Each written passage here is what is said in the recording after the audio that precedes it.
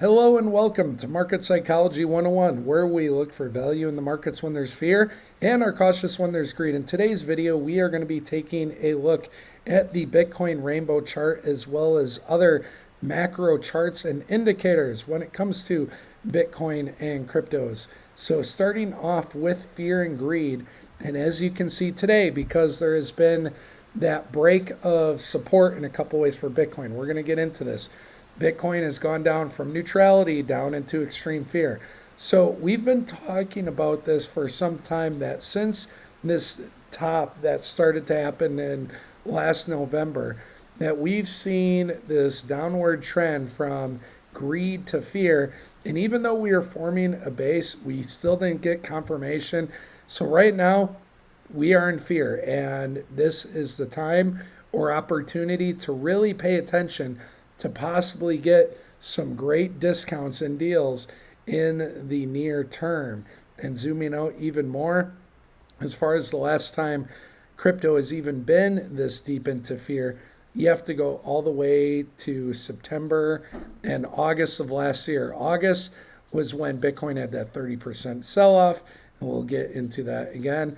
But before that, you're going all the way till the end of 2022, which is where this whole bull market started. So remember, this is when Bitcoin was at its lows this cycle at around 16K. And right now, Bitcoin is in the 80K. So just something to keep in perspective. We want to look for opportunities when there's fear.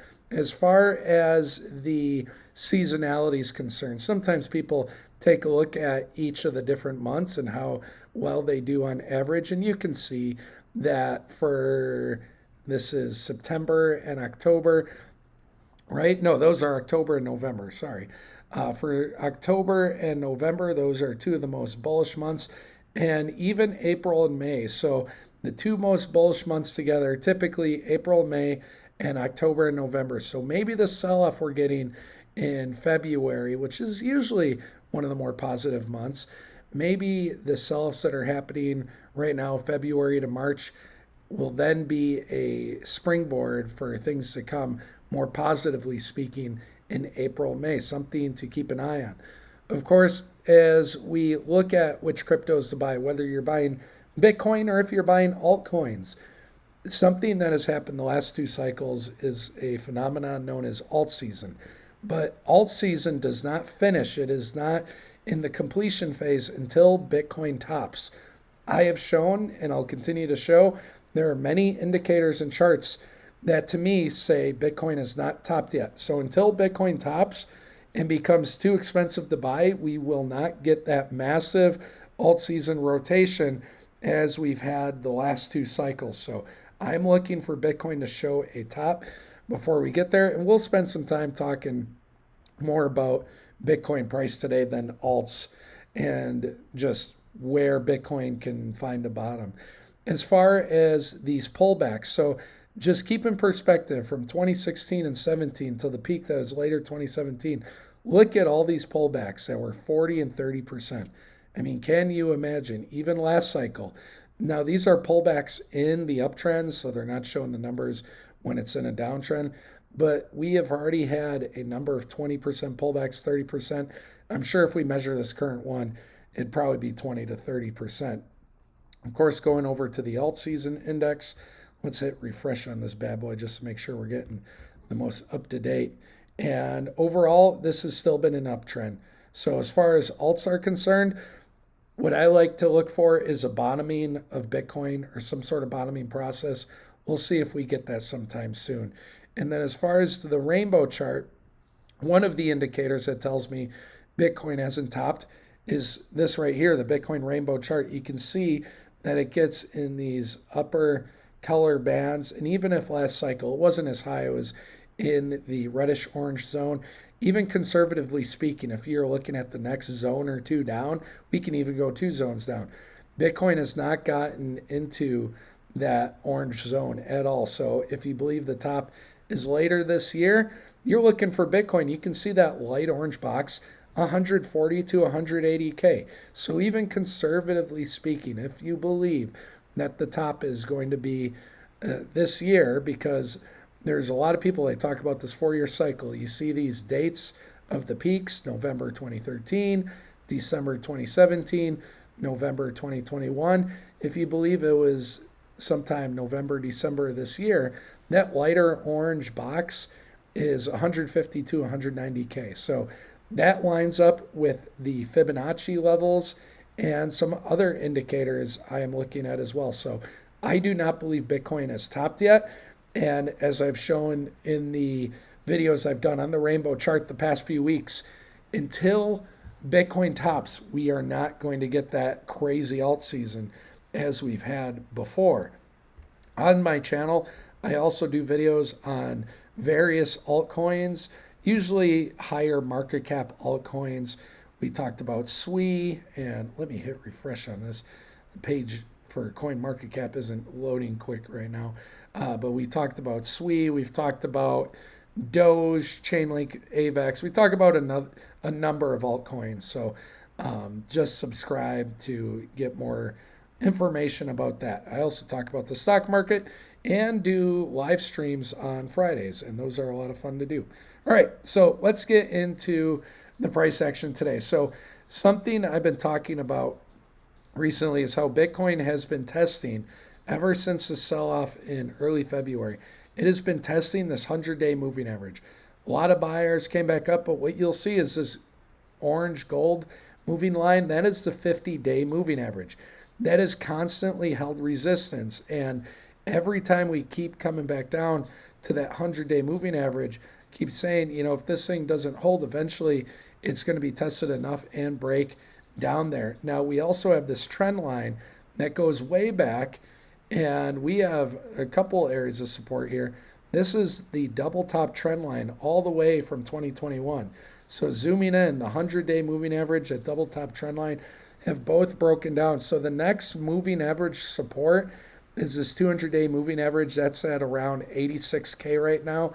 If we did get to this 200-day moving average, that dark blue line, that can still take some time. And because it's a moving average, that changes every day. So by the time, if it did get down there, maybe it'd be 87, 88K, who knows. But as far as where you're seeing the price right now, all you have to do is look horizontally, and you'll see that there is some buying support from these dips that have happened in the past. Now, we also have this dip right here, which is at around 89.3. So if Bitcoin gets under 89.3 right here, then I would definitely be expecting that 200-day moving average at around 86 to come into play. When we go to the weekly time frame, we see that the last line of defense, and this is for many people the difference between being bullish and bearish. The last line is this gold line. That's the 50-week moving average. Not that you can't buy when it's underneath it, but the 50-week moving average, when Bitcoin came down to that in August, and then again in early September, you can see it had a nice rally up, was staying on that double top trend line. And all things considered, on a weekly time frame, Bitcoin is not even wicked to the 20-week moving average. So we may get support right here at the 20-week moving average. And then if that breaks, of course, we have that 200-day moving average. That was around, what did I say, 87K? 86K for the 200-day moving average. And if it gets under the 200-day moving average, because there is a bit of a gap here, I would then be looking for the 50-week moving average. Now, you can see back here, it did wick down underneath the 50-week moving average, though it got bought up. But when you take a look at this wick and just go sideways, okay, just go horizontal from this wick, where does it line up? It lines up to where this peak was in January 24, and that is when the Bitcoin ETF was approved. So these wicks, let's say the 200-week moving average doesn't quite hold and we see a wick down through it, and that's at around 76, would probably be 77, 78K by the time it comes there, if it does. But if Bitcoin did get down to this 50-week moving average, I would not be shocked to see a wick somewhere around these levels where we have some price action support, somewhere between 73 to 74K. at the very worst. So if you want to plan for that on Robinhood and Coinbase, you can set buy orders if you're a big Bitcoin person, or you can just wait till that happens. You can set alerts and wait until Bitcoin gets down to that price. But again, we have the 20-week moving average. And as far as that double top trend line on the weekly, the candle bodies aren't even closing all the way underneath it. So that double top trend line isn't totally invalidated, even though it is on the daily. The weekly is still holding up. We have the 20-week. We have the 200-day, which is somewhere up here. And then if it really gets down low, then we have the 50-week moving average and that prior price action support. So we want to take that in levels right here. Now, if we take a look at, let's take a look at various RSIs. So if we take a look at the ultimate RSI, it's still very much overbought. So you don't love seeing that. But if we go over to a monthly look and where the peaks were for Bitcoin before, you can see there's still room to go up. That's another indicator, by the way, to say Bitcoin hasn't topped yet. The ultimate RSI on the monthly hasn't got to levels that it has before. And so that'd be one piece of bullish news, even in this environment. We have the stochastic RSI for Bitcoin bottoming out. So here's another bit of bullish news. This is very oversold on the stochastic. So when the blue starts moving above the orange on the moving average, maybe then we can see a reversal sometime in March, maybe. We talked about this in the seasonality, how April tends to be one of the most bullish months, the second most bullish month on average. So that's one area to keep in line, or to keep in mind. And then lastly, let's also take a look at the regular RSI.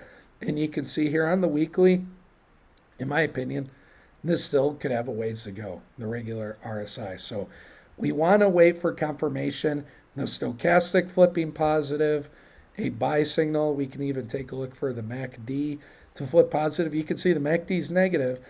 Once the MACD starts to flip positive, like back here, this was confirmation. You can see that it was getting ready to move to the upside. We can go back to the last time it happened. When the MACD flipped positive, it started to have this big move up. And so do have these indicators on. The MACD is negative. Whenever it starts to get ready to flip positive, I'll talk about that on this channel, we can start to look for the next move up. Now, as far as other ways to look for those targeted moves, we can take a fib. We can draw our fib from the prior high, the cycle high, to the prior low. And when we take our fib off log scale, we can see that Bitcoin, it ran into resistance at this 1618 at around 102K. So again, high to low, we take our fib off log to look at price targets. When Bitcoin broke its former all-time high, which it was doing last March of 24, you can see we only had wicks above, never candle body closes. This is Fibonacci. So we never had confirmation to the upside.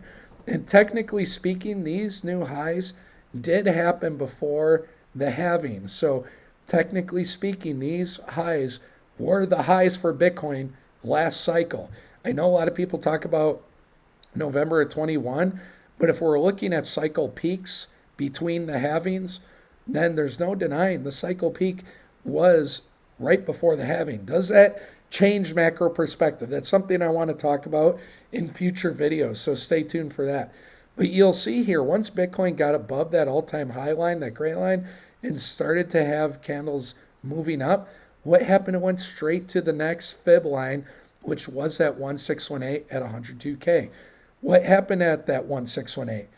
Similar phenomena. Candle wicks, no candle bodies closing above the fib line, taking the fib line. It, of course, got rejected, and now it's going to find a nice base on the the 20-week moving average. So again, if the 20-week moving average doesn't hold, as it did after March, so look here, in March, the 20-week moving average, it had a bounce, challenged it again. So maybe we'll see something similar, a bounce, get up to 102K. But if we see something similar to what happened after last March, you could possibly then see it come down to the 200-day moving average or the 50 weeks. So as far as Bitcoin being at this price level, or just the average of it, going back, we have not seen Bitcoin at the 20-week moving average since last October. And there was this time is between the 50 week and the 20 week. It tested it there in April of last year. And before that, it wasn't until September of 23.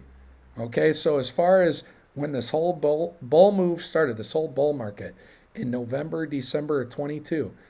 Okay, remember this. We talked about this with fear and greed at the beginning. You see December 22 right there?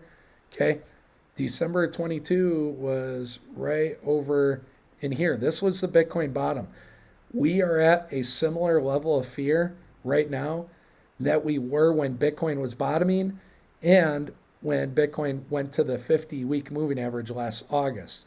So you see that August of 2024, where is that on the chart?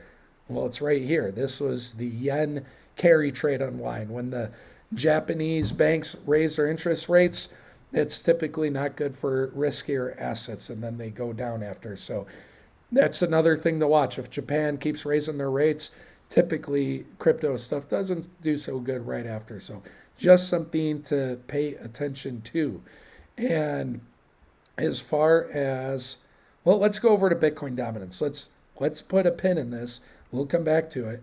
I don't want to miss Bitcoin dominance because anytime we have these big sell-offs, it's curious to see what Bitcoin dominance is doing. And you can see this peak that Bitcoin dominance made at around 62%. And by the way, if you're new to watching any videos like this, Bitcoin dominance is the total percent of all money in crypto that's in Bitcoin. So right now, 61.92% of all money in crypto is in Bitcoin. When Bitcoin becomes too expensive, it rotates down. And we have that alt season as I talked about before. Okay, so that is something to look for.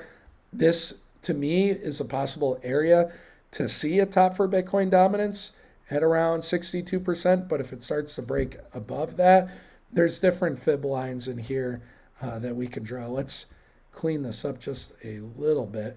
There's different fib lines in here. And if we just draw a fib from the high to the low, we can put our fib. When we're looking between the high and low, our fib should be on log. Look where that wick went. It went right to that 786 at 64.19%. So maybe we see Bitcoin dominance form a top at the 786 line. But if it breaks through, the next area is the 888 at 68.5 or coming all the way back up to the very peaks. I don't believe that'll happen because each cycle there's more alts than before. And so that's why, in my opinion, I'm not looking for the peak of Bitcoin dominance to get as high. I could be wrong about that. That's my current thesis, is that it won't, or my current guess. Again, I could be wrong. So I am taking a look for Bitcoin dominance to top either where it peaked here and it might do it again, or around the 888. That is personally what I am looking for. Let's go back over to Bitcoin. And something else I wanted to take a look at as we zoom in here is I want to relate it with this chart here. So in this chart, we see that there are pullbacks on the way up. And most recently speaking, let's make sure we have that. That's just bothering me.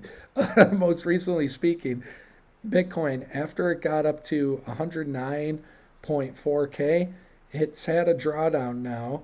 You can see right there of 17%. Seems pretty bad, right? But let's go back and take a look. How bad is 17% for these drawdowns? We're just going to go back all the way to when this whole bull market started. From that peak to the next low, that was 18%. Okay, so a couple of drawdowns. We're not going to draw all the little ones, just the bigger ones. From this peak, we could draw it to here and say that was 23% because it made another move up. Even though these are a series of lower highs. 23, 24, this one was the 30% one. So you can see right there, 29.86. So if we zoom in, it might be 30, but that was the yen carry trade unwind in August. The last time that fear and greed was this deep, that's what we're looking at right there. You see August of 24, go back to this chart. The last time we were this fearful, Bitcoin was at its 50-week moving average. We're on the daily time frame now, so we can zoom in better. But you can see there, Bitcoin got all the way down to 49K. The last time we had this much fear, Bitcoin was practically half the price. In fact, if we just measure from where we are right now to the last time we had that much fear, it was 46% lower. So again, I wonder if there's a little bit of overreacting going on out there. We still need to find support. This drawdown was 22% roughly. This drawdown high to low, 22%. This drawdown, and I showed you this on the other chart, but just to confirm so you don't have to trust me, bro, on it, 20%, and then this drawdown, 22%.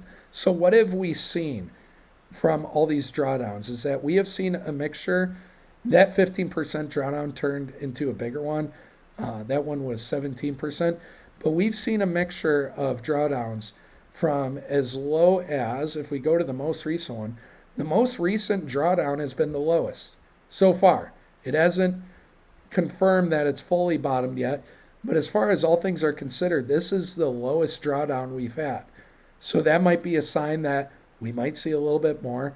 But we've seen drawdowns of 17%.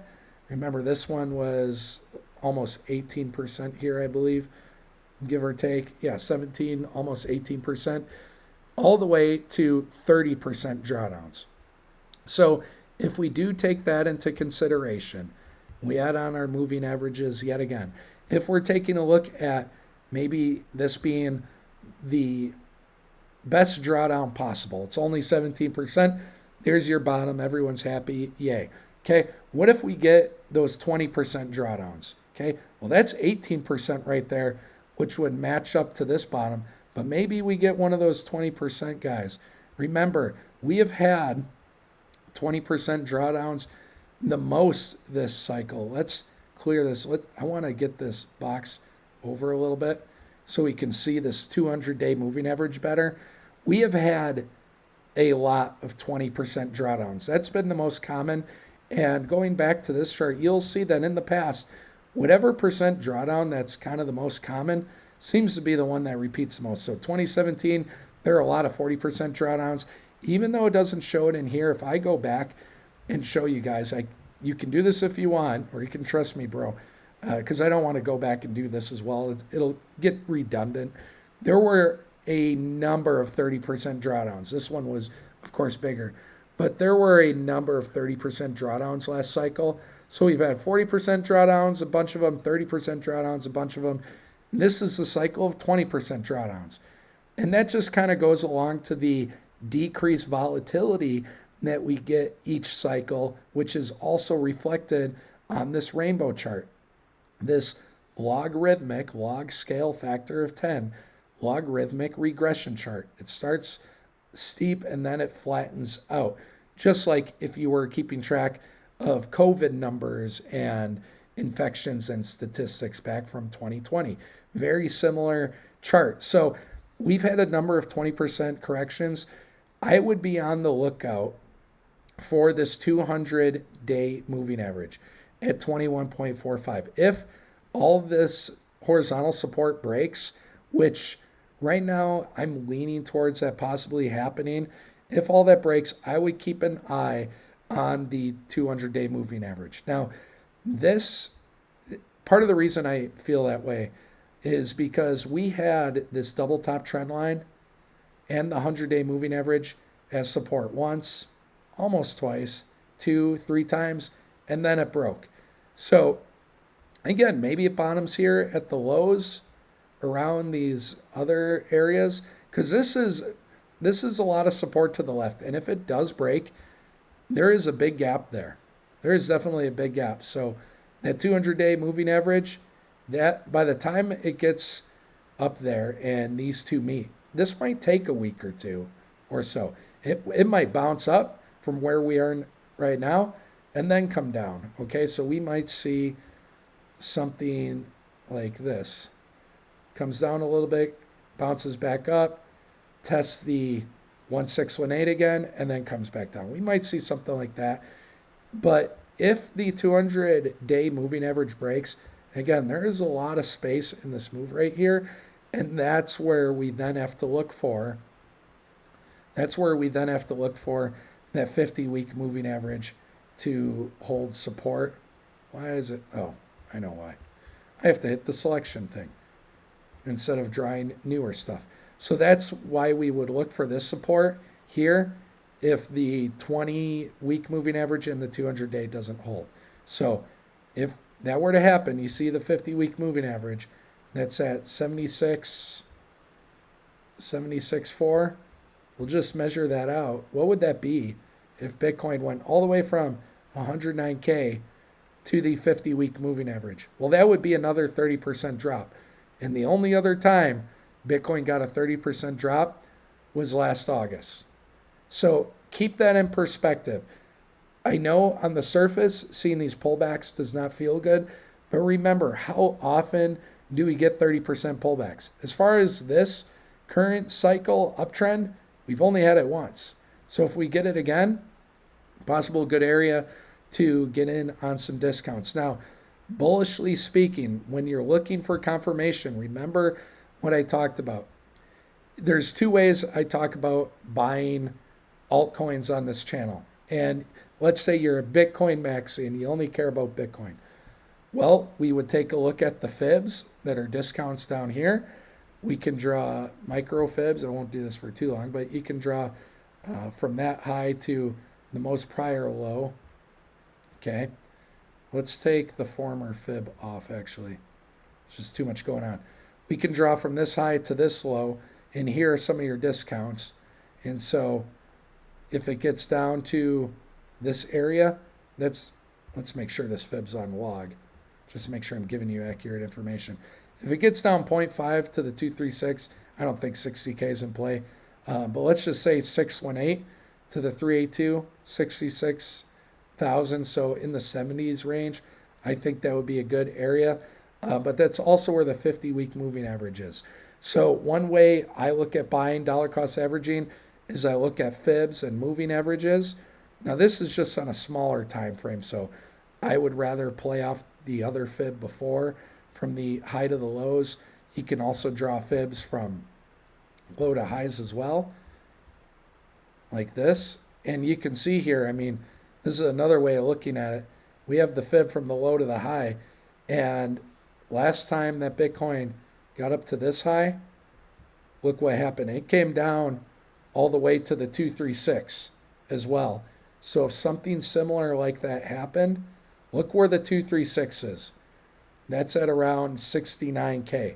So could you imagine if Bitcoin got to the 50-week moving average or the 236? Now that's still in play, and that isn't that bad of a thing, because right now when we get these big moves, what that means is Bitcoin is very overextended in its price. So it is normal for assets, stocks, cryptos to come down in the test the 50 or the 236 and then get a rally up.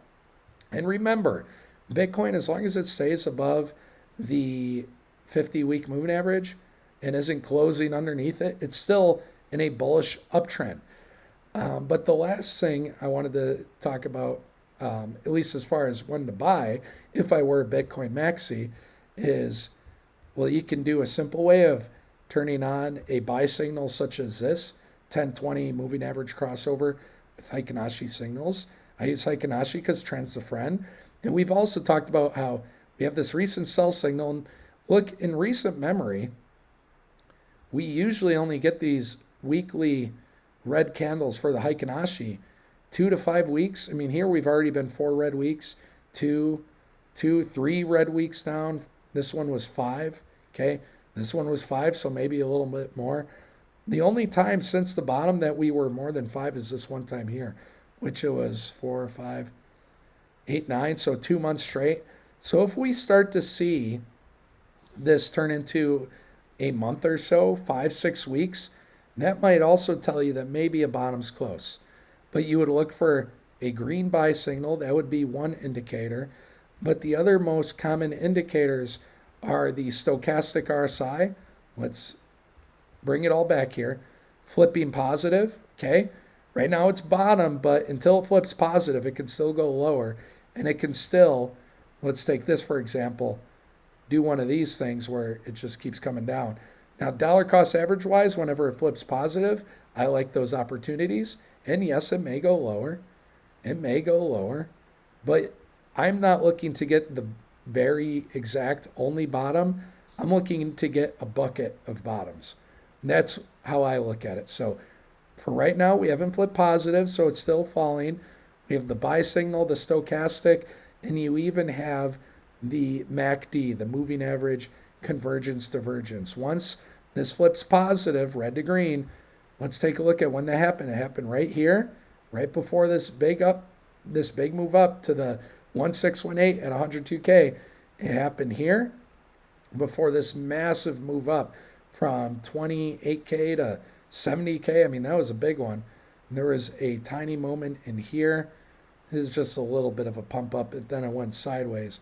And then last time was right over here when Bitcoin was at around 24K. It still went down lower, okay? But this MACD was staying positive, and that's saying, hey, there's a lot of bullish divergence to the upside. So each time I do these videos, I try to give a different perspective, because that's what a good market psychologist is someone who can look at things from various perspectives. In my actual career, where I work in the field of psychology and have for over a decade, I work with a lot of people from different perspectives, and your perspective guides your thoughts. And your thoughts guide the way you feel, and that also influences your actions. That's the basis of cognitive behavior therapy. Your thoughts influence your feelings, which influence your actions. I see what happens when these big movements down happen. There is fear. When people are fearful, what do you think most retail investors are going to think? They're going to think, I don't want to touch this. I'm afraid. They're going to feel scared. And then what action are they going to take? They're not going to continue to invest. When smart money buys when there's fear. That's why Warren Buffett says, be greedy when others are fearful. So we want, as market psychologists, to take a look at fear from a different lens. We want to look at the charts from different perspectives. And every week, I try to show you different data to give you different analysis, different perspectives. And when we see these things, we see a lot of fear. Instead of feeling scared and that you're going to run away and stay away from crypto forever, that, this might be just another one of those 20% drawdown opportunities, 17%, 20%, 30%. And remember how infrequent those happen. And whenever those happen, those have been the best times to buy in this whole uptrend. So keep that in perspective. Again, I hope you notice how I'm trying to help all of you just consider the perspective of thinking like a smart money investor, thinking like a Warren Buffett, that when we get these drawdowns, these 20% drawdowns that are happening again and again, you need to be on the lookout. And we are now in extreme fear. You need to be on the lookout and watching for those levels for your altcoins, your Bitcoin miners. You will probably catch some really great discounts. And again, I'm not saying I know where the bottom is. And the bottom might be now. It might be that 200-day moving average. It might be at that 236 or 50-week moving average, somewhere in the 70K range. I don't know. But as far as dollar cost average strategy, we chip away at those areas. And if you are doing that, this whole trend up, man, you be getting some great deals and discounts on those altcoins. None of which, what I'm saying is financial advice, because whatever crypto assets you buy, they're all a little bit different. So in a couple days, I'll do a Bitcoin mining stock video, and we'll talk about the discounts that are available with the Bitcoin miners. You can see we have 10% off, we have 5% off just from today. So, possibly even more. Maybe some of these miners are in the recent months, something like 50% off, if not more. Anyways, I hope you all enjoyed this video. Let me know what you think in the comments below, and have a fantastic week. Remember, be greedy when others are fearful. Have a great day. Take care.